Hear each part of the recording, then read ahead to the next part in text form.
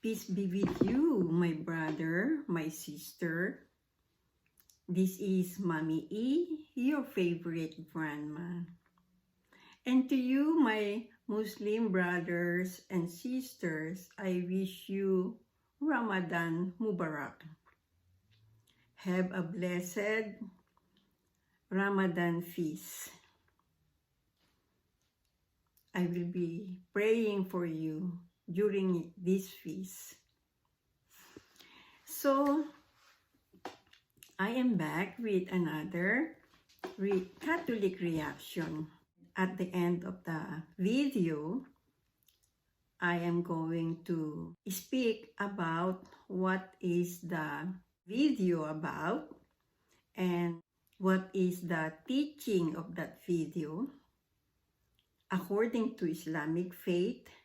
And as a Catholic reaction, I will speak about some similarities and or differences and maybe explanation of the similarity or differences. So today we are going to watch and react to again Sheikh Ahmed Deedat on hardest question ever. So without much further ado, let's start this. 1, 2, 3. I'm telling them about the original sin, that sin is an acquisition. It is not inherited. This is Islam.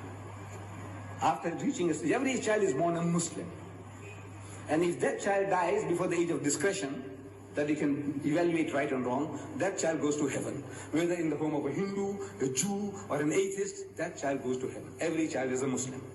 After reaching that age, then whatever the child does, the grown-up fellow, he is responsible for his or her action. Sin is not inherited, it is an acquisition. In brief, that is the Islamic theory of the original sin. It is not inherited. The Christians say it's inherited, we say it is not inherited. So question time. These are all missionaries, Christian missionaries. They're trained. So one guy stands up and says, Mr. Deedat, even if this child was born out of wedlock, means the man and the woman had committed zina, adultery, fornication. Out of marriage, they had sex and they produced a bastard child. Even if the child is a bastard child. I said, yes, even if the child is a bastard child. It is no fault of the child. If there is a law, you punish the man and the woman for committing adultery. But the child is innocent. You can't strangle the child because the child is born bastard, can you? No, it's no fault of the child. I said, the child is innocent. That's the answer. So the guy stands up again and says, Mr. Deedat, how can anything good come out of evil? Adultery is evil. Out of that, how can a clean, pure child come out? And my system was, question time, the man asks the question, I'm sitting down and I stand up and I answer the question, and I sit down again. Another guy stands up, asks the question, I stand up to answer. And it took me a little longer to stand up. How can anything good come out of evil? Adultery is evil. How can a pure child come out of that? Out of zina? It took me a few seconds longer, and to me it seems a long time. I didn't have the answer. I didn't have the answer. I had the answer. I can speak about physiologically, there's nothing wrong with the child. Psychologically, there's nothing wrong with the child. Ethically, there's nothing wrong with the child. I can speak for an hour on that. But at the end of the hour, the guy can still nod his head and says, Mr. Deedat, how can anything good come out of evil? Same place. After 1 hour of exposition of psychology, theology, philosophy, the guy says, no, Mr. Deedat, how can anything good come out of evil? So I could see an hour's talk, and still at the end of it, the guy is not satisfied. That's the difficulty. What am I going to say? So Allah, He gives it to you. If you are working for Him, He gives it to you. I didn't have the answer, but it came. I didn't hear anybody talking to me. No Jibril came to me. Anytime you hear that Ahmed Deedat saying he's hearing voices, you must know Ahmed Deedat needs a psychiatrist. I'm telling you. I said, look, poor fellow, he's going off now. Maybe he's taken some Mandrax pills or whatever, whatnot. He's going off. Then I say, I'm hearing voices. The only voices I hear is your voice when you talk to me. I don't hear any other voices. I didn't hear any voices. But I stood up and I said, you see, eating and talking about the apple, eating an apple in the garden was a great sin. According to you, great sin. For which Adam and Eve were kicked out of the garden. I said, yes. But in contrast to that, compared to that, killing the only begotten Son of God, in 1 billion years he produced only one, and that son you go and kill him. That's the most heinous crime you can think of. The greatest sin is to kill God's only son, which he produced in 1 billion years. He produced only one, and you're going to kill him. Compared to eating an apple, what do you think of this, killing God's son? It's the most heinous crime you can think of. And yet, out of that murder of the only begotten Son of God came the gift of redemption, Jannah, Rah Najat. I said, you tell me, how can anything good come out of evil? You tell me. Killing God's son? Huh? What an evil compared to eating an apple. If eating an apple is a sin, killing God's only son, shh. And out of that you say came salvation. That's the only way you can go to heaven. You believe that Christ died for your sins. That's what he's telling you. So out of that murder came this. So out of that murder, how can anything good come out? You tell me. Finish.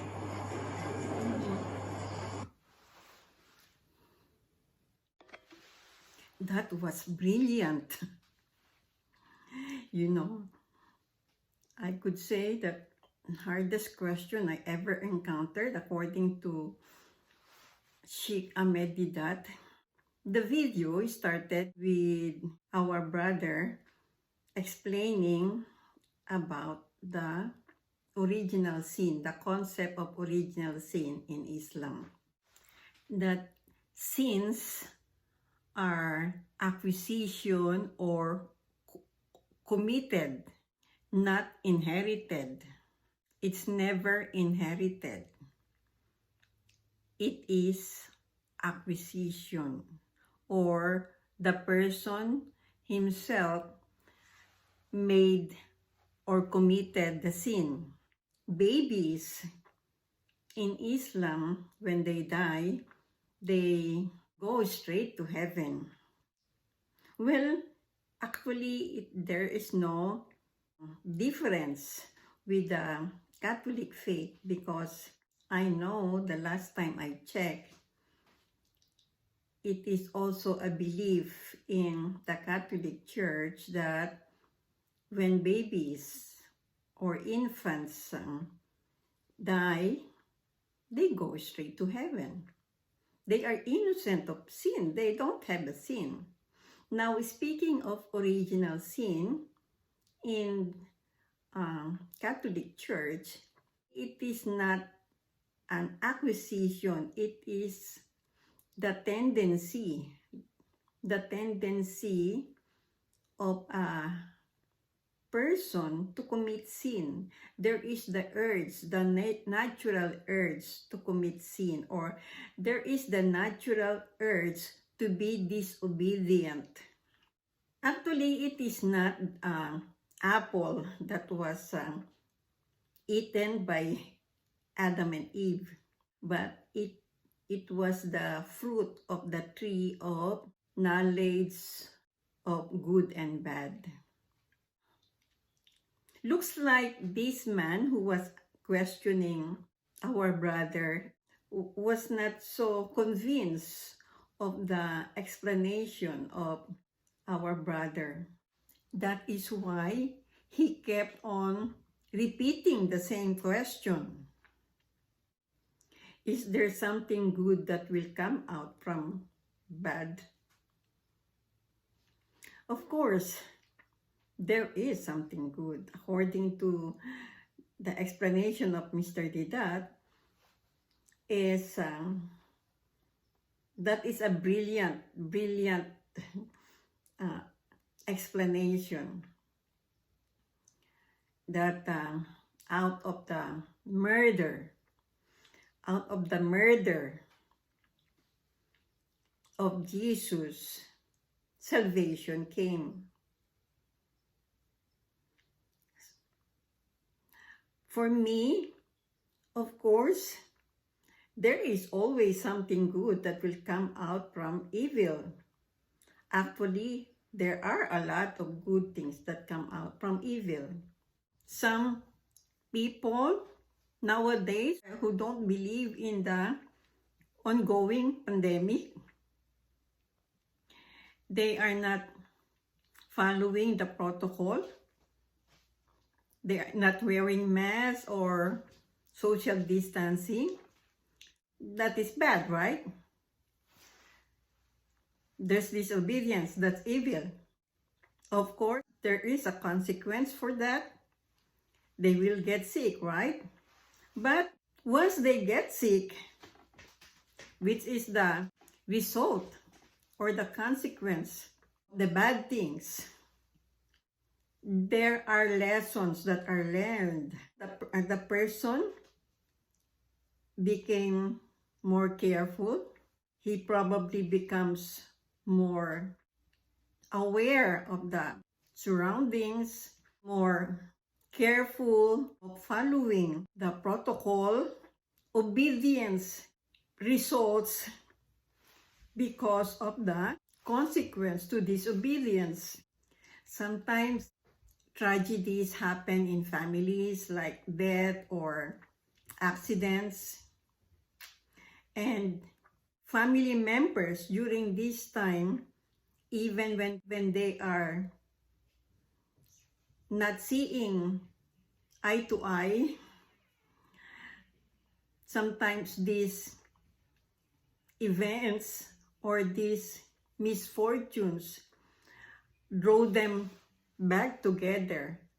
These misfortunes that we regard as evil things or bad things sometimes give us good lessons that cause us some conversion of heart, which is always good. And also, I do believe that change is the natural constant in life. Everything changes. A bad can change to good, but also a good can change to something bad. And that is worse. I hope that will not happen, no? This is actually a good explanation by our brother. So brother, sister, thank you for watching, and also I am again wishing you a blessed Ramadan Mubarak.